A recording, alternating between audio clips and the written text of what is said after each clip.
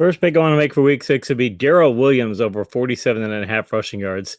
In the past 4 years have told us anything about Kansas City, it's they don't like getting into shootout contests. And I define a shootout contest as one where both teams scored 24 or more points. Andy Reid's squad, they're 18-12 over the past 4 seasons that they get into a shootout. They're 28-3 when they don't.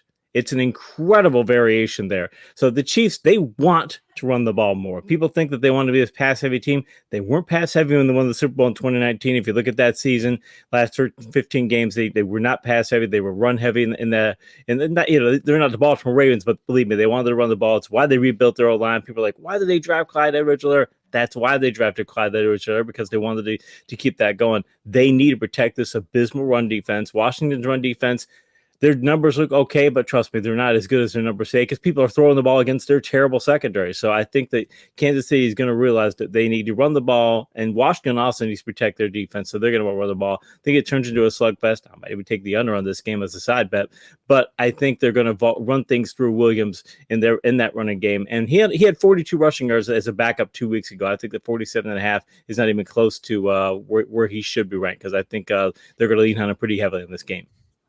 If on a scale of 1 to 5, with 1 being I am not concerned about Jerick McKinnon screwing this up at all, and 5 being, man, I could potentially be overlooking Jerick McKinnon in a big, big way, where are you at this one?